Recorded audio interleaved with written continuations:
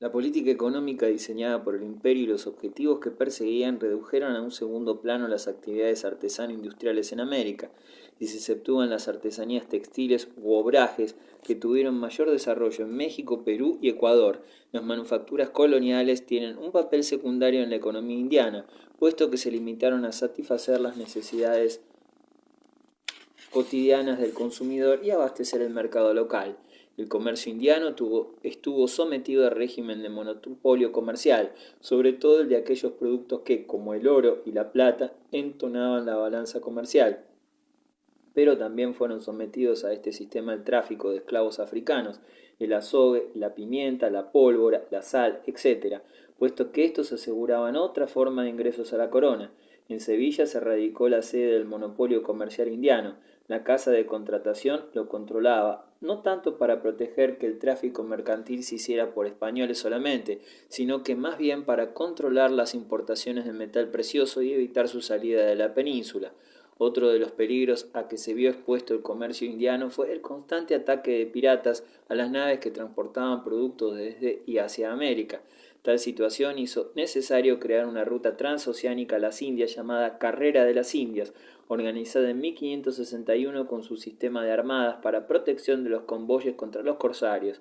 El sistema de comercio monopólico alcanzó su máximo hacia el año 1521, pero a partir de él comenzó su descenso constante, debido a la pérdida de los barcos que formaban las flotas. Estas pérdidas se debieron principalmente a los desastres ocasionados por temporales, años 1622, 1631, 33 y 41, y a las acciones de guerra sostenidas por Holanda e Inglaterra. De esta manera el despacho de las flotas comienza a ser irregular y el régimen de monopolio comercial fracasa y declina. La irregularidad en el envío de productos a las Indias, por los factores señalados, hace propicia la ocasión para que los contrabandistas extranjeros ofrezcan en los puertos americanos mercaderías a bajos precios, aunque el efecto más importante de esta situación fue el fortalecimiento de las economías regionales americanas. Las instituciones del gobierno indiano. La monarquía española creó en América un sistema de gobierno que permitió extender su influencia sobre cada aspecto de la vida colonial. De este modo, fue necesario que la organización política y administrativa considerara el establecimiento de una monarquía patrimonial y centralizada. Así, el dominio del territorio americano fue incorporado a la corona de Castilla y, por tanto, el rey se sintió con el derecho de organizar el gobierno de dichos territorios de acuerdo con los objetivos de su imperio. De este modo, la llamada monarquía indiana no fue más que un modelo aplicado a América de la monarquía castellana, cuyos fines generales, al igual que los de la tradición monárquica, fueron defender y propagar la religión cristiana católica, mantener la paz, la justicia y las tradiciones. Entre las instituciones que ejercieron el gobierno de América durante los siglos XVI y XVII, radicadas en la península, no cabe duda de que las más destacadas fueron la Casa de Contratación y el Real y Supremo Consejo de Indias. La Casa de Contratación fue fundada el 20 de enero de 1503 y tuvo como asiento la ciudad de Sevilla. Este organismo, que rigió el sistema comercial monopólico, tuvo también competencia política, actuó como fiscal, administró justicia e impuso el desarrollo de la ciencia náutica y de la geografía. El Consejo de Indias, por su parte, fue creado el 1 de agosto de 1524, aun cuando con anterioridad a esta fecha había sido calificado el estudio y resolución de los asuntos de Indias a algunos miembros del Consejo Real de Castilla.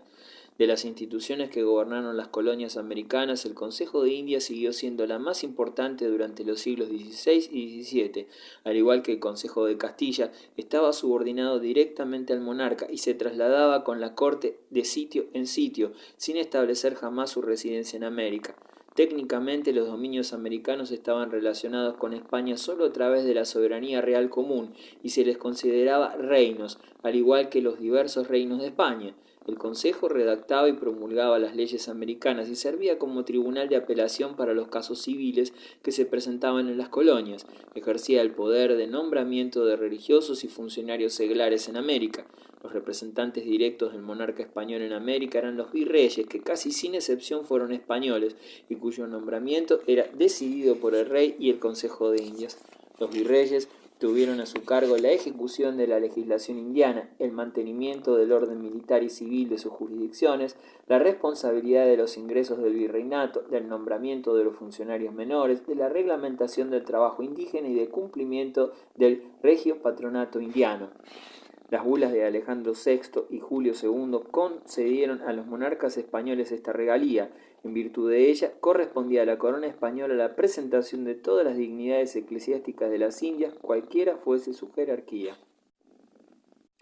Los virreyes en su función estaban asesorados por organismos corporativos que administraban justicia, llamados audiencias, que en determinados casos también gobernaban en nombre del monarca. Las audiencias, dentro de la jurisdicción, actuaban como tribunales de apelación y dependían del Consejo de Indias, en tanto que sus atribuciones tenían carácter legislativo, judicial y de gobierno en ausencia del virrey. El territorio de América Española fue dividido en el siglo XVI en dos virreinatos: Nueva España, capital México, creado en 1535, y Perú, capital Lima, fundado en 1542. Las audiencias que estaban subordinadas al virreinato mexicano eran Santo Domingo, 1511, México, 1527, Guatemala, 1543, Guadalajara, 1548, en tanto que los dependientes del peruano eran Panamá, 1538, Lima, 1543 y Santa Fe de Bogotá, 1548. Las otras audiencias reconocían a otros funcionarios como presidentes con un cierto grado de independencia frente al virrey. Los presidentes de este tipo de audiencias a veces ocupaban los cargos de gobernador y capitán general al mismo tiempo en sus respectivas zonas. En este caso se encontraban las audiencias de Quito, 1563, Charcas, 1559, Chile, 1563 y Buenos Aires, 1661. La administración comunal en América fue ejercida por los cabildos, organismos municipales muy semejantes a los ayuntamientos castellanos. En una primera época, los cargos del cabildo fueron electivos, pero luego fueron vendidos por la corona o considerados como propiedad privada, que podían ser enajenados por sus propietarios. Por otra parte, de acuerdo con la legislación de la época, los cabildos podían ser abiertos o cerrados. En aquellos participaban todos los vecinos. A estos únicamente asistían los regidores. Otros funcionarios municipales y los alcaldes ya fueran ordinarios o mayores, de acuerdo al tipo de ciudad en que instalaba el cabildo. Vida cotidiana en las Indias. La variedad de costumbres y formas de vida en la América hispana del siglo XVI fue inmensa, desde los pueblos indígenas nómadas o semisedentarios de las regiones fronterizas hasta las más encopetadas capital del virreinato. Cualquier ciudad fundada o poblada por españoles constaba por lo general de un caserío reducido, formado por edificios de adobe o madera, excepcionalmente de piedra, con huertas y corrales adyacentes, de mayor o menor extensión. Dijérase que eran pueblos como en la metrópoli, aunque con cierto aire de improvisación, con su plaza mayor central, presidida por la iglesia y los edificios públicos, y donde se celebraban ferias, mercados y festejos. También en ella la gente se paseaba al atardecer, sacudiendo la monotonía cotidiana y el aburrimiento con chismes e insidiosas comidillas. Las fiestas religiosas constituían buen pretexto para alejar el tedio. El Corpus, las Pascuas, la fiesta mayor del patrono local, cualquier visita de una elevada autoridad eclesiástica o civil, todo era bueno para conmemorar y ocasión de holganza. En México, la Navidad se celebraba con ceremonias, comidas y bailes privados que empezaban 8 días antes. En cualquier parte se organizaban cabalgatas con el mayor lujo posible, así como espectaculares procesiones, romerías, más divertidas que piadosas, justas y torneos, corridas de toros, de sortija y de cañas, para lucir habilidades hípicas. Otras veces, iluminaciones nocturnas, saraos y música de trompetas, clarines y atrabales, por un quítame allá esas pajas. Luego, la espesa vulgaridad de los juegos de azar, dados, tabas y barajas, la vida picaresca y semidilectiva en bodegones y pulperías, cuyas trastiendas servían a menudo de prostíbulos, y el alcoholismo, de amplia difusión en todas las clases sociales, sin contar las frecuentes pendencias que solían pasar de simples escaramuzas para degenerar en crímenes, a la mayor gloria y trabajo de tribunales y magistrados. La vida de hogar era más o menos respetada, según el grado de estabilidad o provisionalidad aventurera de sus miembros. El hombre solía vagabundear u ocuparse de sus negocios y asuntos exteriores, mientras la mujer reinaba en la casa. La clásica esposa española o criolla era madre serena y rígida matrona, poco propensa a devaneos, pero terriblemente dada a los chismes sociales. los cuales ocupaba el lugar que dejaba vacío su absoluta ignorancia e incultura. Era frecuente que el marido buscara relaciones extraconyugales o distracciones en otra parte.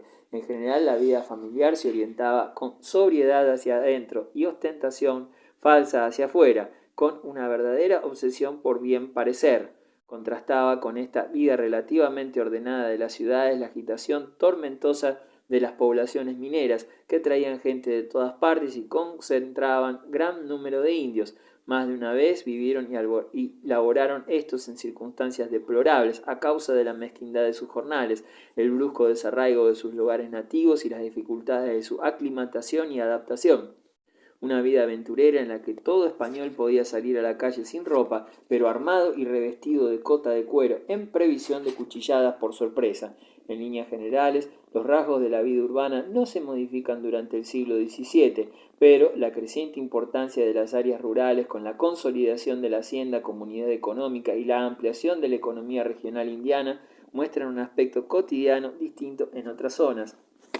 La vida rural más campechana e igualitaria que la de las ciudades modifica muchos hábitos sociales y acentúa la diversidad regional de estos, transforma hasta los antiguos juegos caballerescos, que van siendo sustituidos por otros juegos hípicos de tipo popular, las carreras de velocidad en torno a las que nacen las apuestas como nueva forma de juegos de azar, y las carreras de habilidad como el juego del pato, en que éste debe ser arrebatado según ciertas reglas al jinete que lo lleva. Evolución de análogo sentido es la que pone de moda las riñas de gallos y la apuesta sobre su resultado, los juegos de pelota, de doble tradición india y española, de bolos y de tejos, prosperan también en el siglo XVII, y este presencia la gradual sustitución del juego de tabas, las damas, por rifas y loterías, así como los inicios del hoy infantil pasatiempo del volantín, cometa. Historiografía indiana. Durante todo el siglo XV las inquietudes geográficas motivaron la conducta de los hombres europeos. Así se realizaron numerosas expediciones de descubrimiento y la consecuencia efectiva de ellas fue que se desarrolló una nueva concepción acerca de la inmensidad del mundo y de sus riquezas. Estas circunstancias prepararon la mentalidad europea para encontrar en el recién descubierto continente todo aquello que fuera asombroso. A partir de entonces se buscarán todas las cosas exóticas, todo aquello digno de admiración. De esta manera, en los primeros escritos sobre América se destacó el interés por dar a conocer aquellas realidades que impactarán a los hombres del siglo XVI. Una segunda característica de los escritos sobre América tuvo su base en que todos los escritores relatan noticias que provienen de realidades concretas.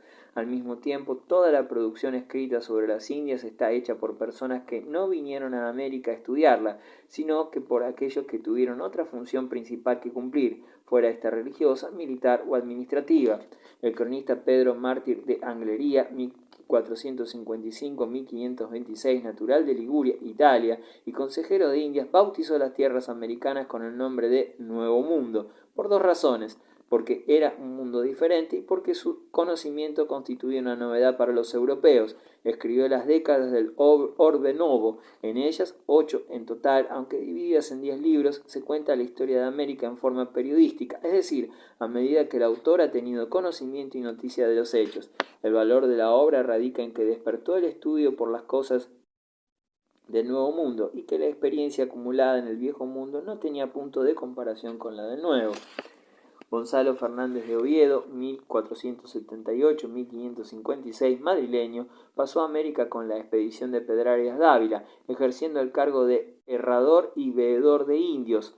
Vuelto a España, se desempeñó como cronista de Indias y pudo consultar información oficial sobre los documentos emitidos por los expedicionarios.